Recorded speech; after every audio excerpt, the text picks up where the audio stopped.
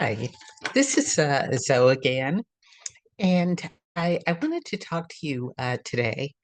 If you are exhausted and if you're wondering how much longer you can do this, then today's video is for you. Um, Caregiver burnout is real.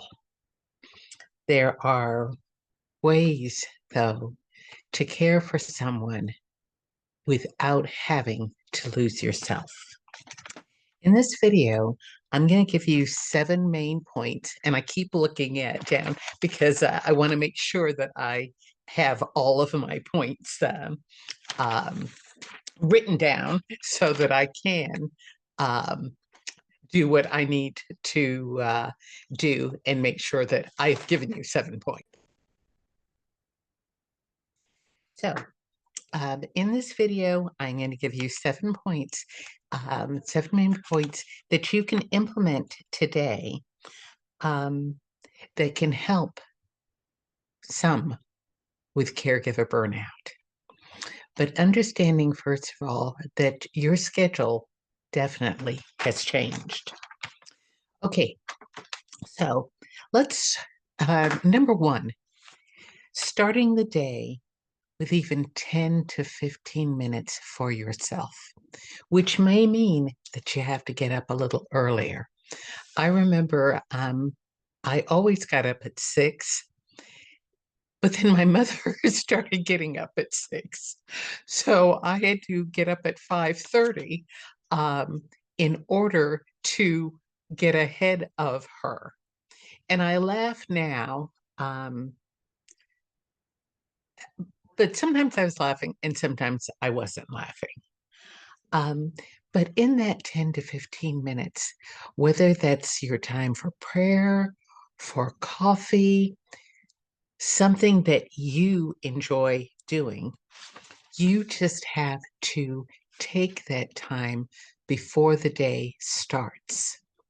So, 10 to 15 minutes. I know that you may be tired because I have felt tired at different times, but that 10 to 15 minutes that was just for me made a big difference.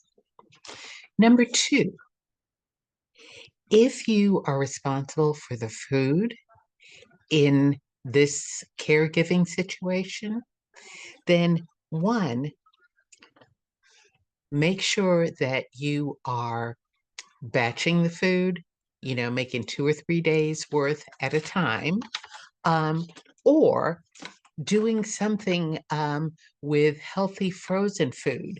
But understanding too, though, that don't base it on what your the person that's been entrusted to your care wants to do. Um, they may or may not feel like doing something. They may or may not feel like. So don't let that be the gauge of what you decide to cook. Some days they may get up and they feel like eating something that they used to like, and that's great. If you feel like cooking that, do. But if not, um, try not to take it personally. One, what I had to realize is as people get older, their appetite changes. And two, sometimes, depending upon what the situation is, their appetite changes also. So you may feel like, oh, I went through all of this trouble to create this meal that they used to love. They may not love it anymore. It just might not be important to them.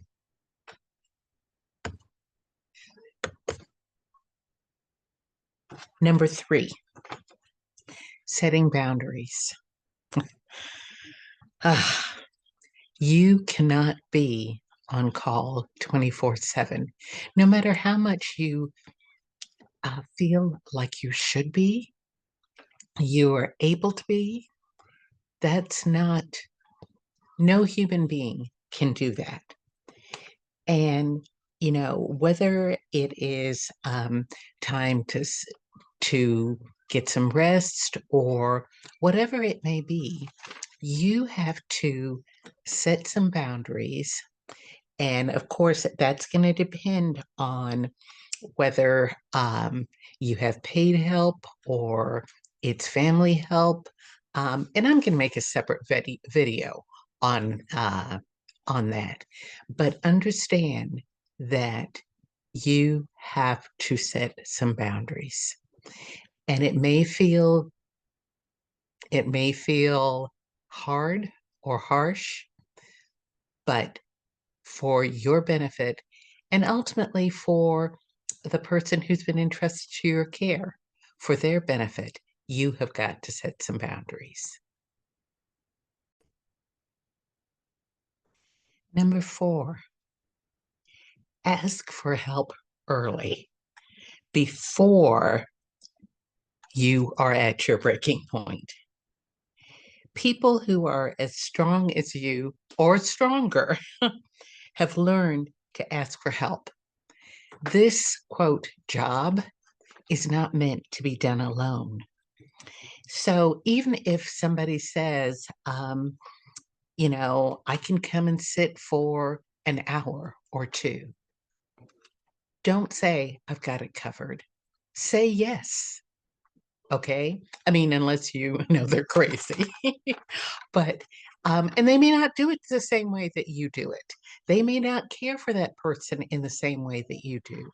But for an hour or two, whether, if that means running to the grocery store or just sitting outside on the porch for a minute, whatever it may be willing to ask for some help and to take it when it is offered. That hour of just taking care of you can absolutely be priceless. Number 5, find micro breaks. If during that time that somebody's sitting with them, you decide to take a walk or listen to some music, or, just doing something you enjoy. Or if they happen to take a nap, while they are taking that nap, take a moment for yourself. If you need to go someplace separate and scream into a pillow, then do so. There is nothing wrong with that.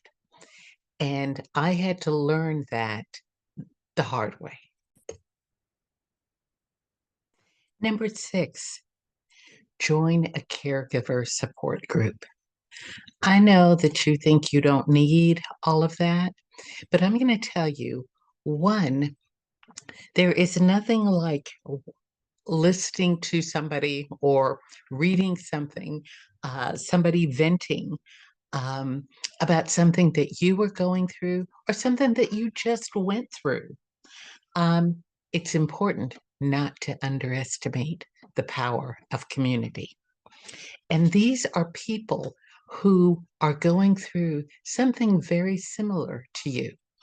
And it's a little different when you are talking to people who don't know what you're talking about. And when you are talking to people who know what you're talking about, you've just gotten past so much. Okay, you can get right to the heart of it.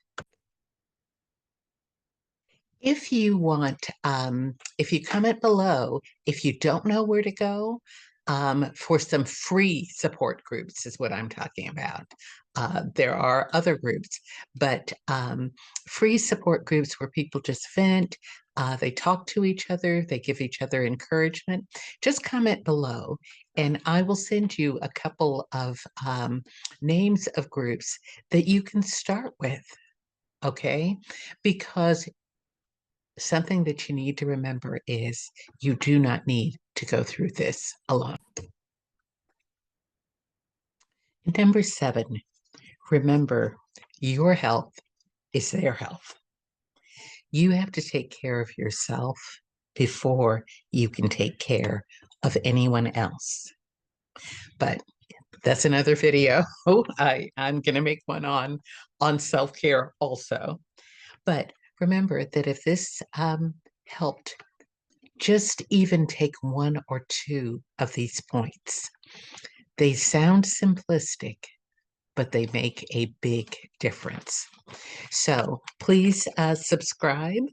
And if you feel that there's somebody else who needs this, please share this video with them. Remember, you are not alone.